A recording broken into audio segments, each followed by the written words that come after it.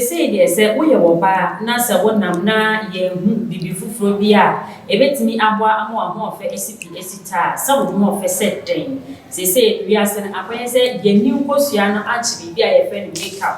eno ti se we woba na se wutimi nye bia na akoye say dia wo ho ofe no SCP ana se se ye kwa wo nka bi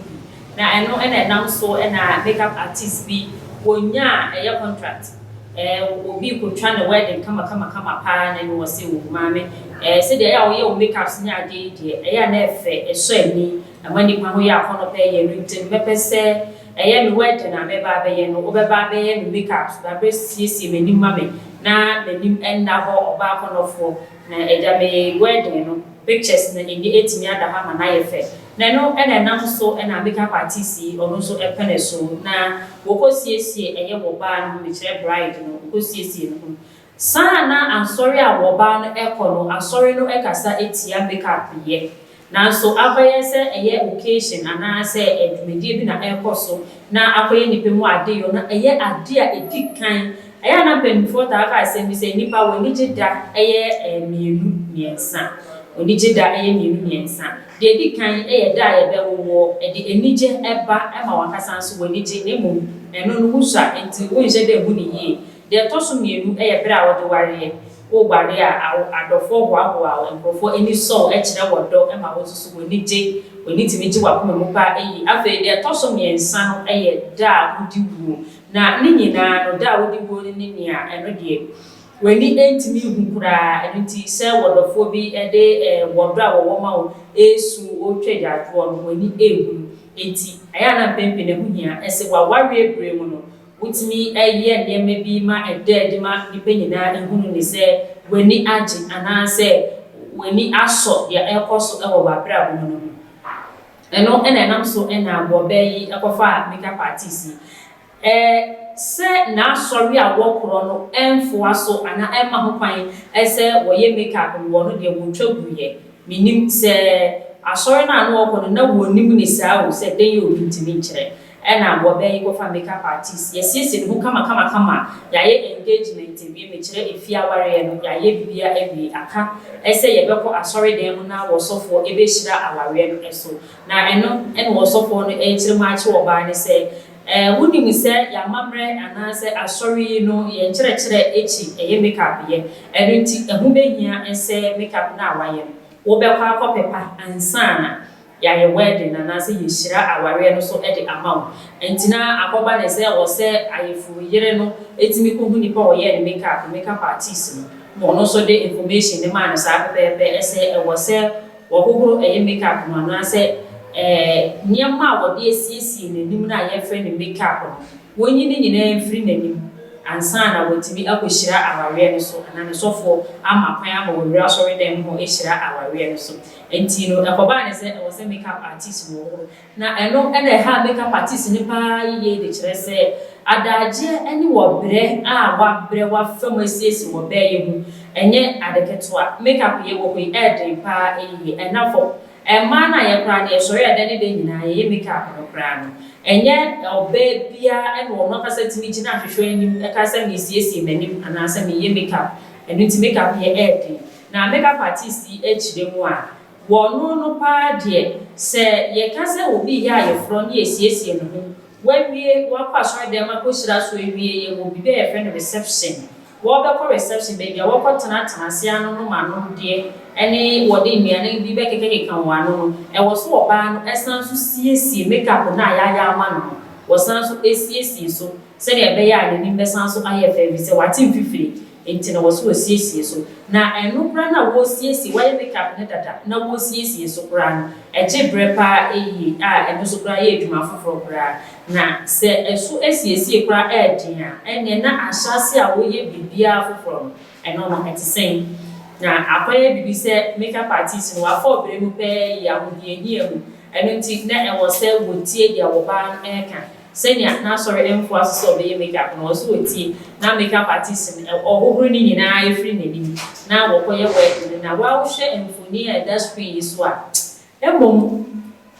akoye se ma sisi a aye matric wo pa o wotimi hu oba bi a wotwi nanim na hu na na ho fe de wo be hwa san hwe biem na ebo musuo mawo no ho huru nanim na afi weni ko bo nanim e wona wo be hu se nyame abode ntimi nka ne bebre nyame abode na ebo wo be nu ho se what the makeup e cha kofo oba bi pa na so ko dru na afi we yi makeup ya na wa ho huru pepa nanim pa na hwe nanim a aya na ntanya ade da fom sa uye wo bi a wo ni so niama efe anaso ni so mu enwu ye sa dia hwe a wo ka so ba e ni na me kan ye so me boa makeup na me hu ni ye na ma wo ye me fe na me frɛ wo na wa huru ya me hu ani mi pa de asa enjera nko ye ma me nti de se sa na be dia ye titim enti wa hwe picture ya da screen su imfoni a ye twego screen is wo hwa o de hwe bra na yesi wo be ye nim a wo hye ne wedding gown ene bresusu a wa kokoro na nim no no de ko ayi asori de ho no ma ba ko siesie ako shira na wade no so na wo bu se nso ye de mu papa na kire se ahofe ye ton wo store ambrofo kan no kure ba ahofe ye ton wo store enye fe bi agro ye no kure e de kire se se ne wo be yi nani mutie no se wo kaso wo de ko akona ntikuro na ebia obi kwa frɛ na asɛde a enhyɛ de ntwa yie saa na nso wo ye makeup no wo ye kwan wo na wo san de ho se wo be ho fe na ye kasa ho fe ene ne ye na be fo ta ka se no ni supan na nso ene ma fo ya ba se de nye supan ne ye de ka ho fe o eni mu dua ene ye de ka ho fe ye ndua ni firi ho no ma na fe ye san ya ba fo ye hwe wo chi nyam ne ahwe wo ni mu nyam ne nyina ya ka bonti ya kan nyina ni bomu sa na ne yes wo be wo mu ofe na fe be be fo akodu fie na suman ne nya wasema nume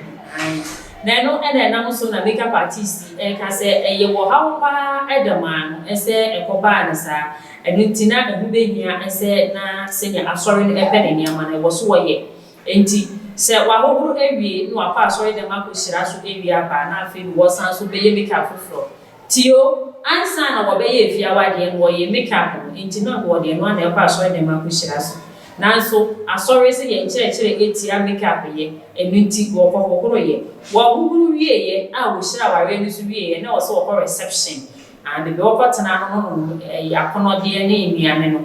ɛhɔ so wo so wo ba wo ye makeup enti na afi ye wo se makeup artist o ma na ho ye ha na opre no na ahopepre no so no wa hwe ye na akɔ ye makeup na enu no obi hwa wo se wo bonzu di asa wo kɔsrɛ ye enya wo dia enti no pene ntama atia bɔdɔbɔdɔ ne tese wo ni brade akoma no enu nti aya na makeup na nche na nye papa sa na nso makeup artist kyira esa ne bo ha ne amane a wo fe mu ansa wo siesi wo ba no enya ansa keto enu nti wo hwa na tese wo ya de wo abɔ adwuma papa na me bisa wo ese wo hye se wo se ye makeup na e de kyerɛ se some makeup ya ye mimi dia me diti he kura di obi beka se eye shallow na eze ne nisu a enhye da anye makeup sa mimi dia ye nti no eno dia asemu ni na ebinu mo dia wo ho no a wo hwa a ase dia konso no ya tia bora wo na ni ma ene azamketu na eno na wo horo a wo se sana nso ye de so ni pa na ni mu dia ene so artificial one me kire makeup na wa ye no se de ne bi esitie eni wo hye o makeup ne eni wo hye na nso se ye de ahye ya hye ne sa atade kuntan ezo de okodu nipa mu ko be de nipa abochimbu ana se wo ye dwumede bi koso na okopie mu wo no wa anye makeup ampa ye hu se wo de wunyo bia an wenim kura anye fe treatment kura ye de be ma wo ni se ochine bi no kura no de wanim sa ka ko nipa mu kura fi na denti ena ka wo se e ba ne sa e se some makeups ya ye ni na e bi no wo no ma skin bia ene ne tone vidie bia ene se dia esi ye adwuma esi fa vidie bia ne de epe enti makeup ni ko ho no bitimi de ye n'anum a wo de be sra sra n'anum be ko na ebi ni na akeka na so akoy se eno na aba so efi aba na ye die efi aba eno ne ye die eno nti se wa ye makeup ni bia na je so wo de eni bie ba ye fre na eni bie de wo na bonsa mo se hwim weni che de mi enti ehu behia ese ma enkase ne ya ho ofetie bia ye betimi afa na sa makeup bebrebe na enkohwe o enkohwe wa hwe wa kofa yade e de aba be to so ye nua be ma ye okonfo kwadan se me boni din a ube hu nipa koro de wono no say sister girl ka wona to so ma wari o tom wo se ka na to so no kro ya wo se obiri si ha no apete wo si ha no wa wo so dia de ya mi de mi ko so akai san mi ya wono eno boy every bintum ebe se ye na enwutuni obi ana ko wagidin wo manga ne mu pa enye asempuma na wono no ne ye bia ne bobi a wo de enwom ne baaye no na eye sonko kura efi afoforo nyina ede fu ono na breso na Lord Kenya kekefo su kofinti ne sango won ewo na sa time so enwom anu wo bon eboso pe ya eno so kura no na ye de tutu tete ho no nwom ampedi mo nwom ho a ye kase enso ye dem so no samre ilo ono so de ene kwa mi yuji ni wono ma keke ka ho de no ye da so hu se no sunsun o manka be se nka wono so de no kura nge be fa ne sa e bi se won nwom na wo to sa be ni nyina no akwa storyline ti se de ampedi mo ye na ma ampedi mo nwom entitie storyline ayese aseme esi anasa de timi koso wo nipa ye dada asetene mu eno na wo de ebo no eno ti abrantie yi so ebe ma no mene so pa ewo oman Ghana mu ana na nyom ofa ha wote ubura ha wote bebi abefe bia konfo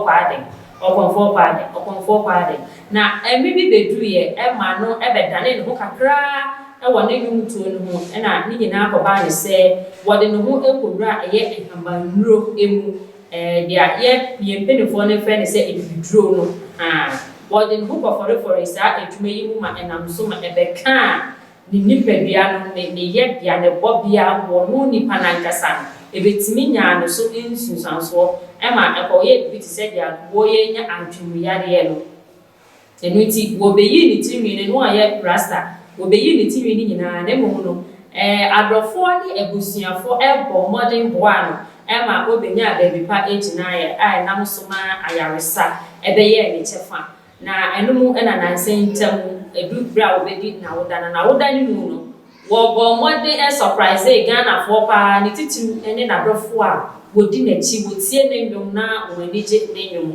ho otimi ejina stage rock ye pa ye to nwom na the dress ni na aye fita e de kire se wenya afi ba kwa kan mfie wodi ni birthday ene wadi nkunu so enunti wonu anu oben ni crofo ni omu ye eduma na dofa wo wonu ho na ochiche ni re na wo pay ehwe se wo besan so esini dada mu bem nyina nso no wo nyina enso ehye atade fita na wo de rocky stage na no na Ghana fo ebi kan wo bisa se so wo san so aba na chi abefa na nyum to eduma na so ba befa se eden na ye hwe kwan ense wo de beba so se dia na wo bone ho modern no sa wo de ba ana se satraya be mu a sa satraya be no wo be onyum abone ho modern akwa ni ma se dia na wo tie na ebinum so ebisa ese so se dia wo be se artist for bebre aba anwoto for emrante ne mbaba wa bebre aba eni ye ka se ye gubo din dia me se ma me da kwa minyanso le fi attention tv ma so ye ha no baba be pi mu fi na se minyanso le so ai edini de dos pa eyi tina wo manfo ebisa ese so bana wa ba no betimi ene won ma wo bo se no esi akan ana eno akoye ensem bebre Ghana fo ebisa eno ti ye bebo so ebisa asemi echi akosi se ebehu dia etue mu pa se wo komfo pa de wo sanso aba ene na Ghana fo ye beba abesom de wo mu bia ye bema maso ate bi se ye ndie ye dosu kodoku ekoko yi bia wasie de twato kra ebi sanso fie kire mabim eno ene ye de besom no attention tv so ma me da ko a asanso aba ma fie mu abesom biu nemu kai nemu ne se abena nyina no subscribe like and share send a beya umebi so benya authentic news etwegu o attention tv so a share o adwede na person dey bomb the room edema wa numbers in screen so fa number ni mu bia na wo fra attention tv ye beje so ofel so na anyway did you ma say dey se na fatsa me da wase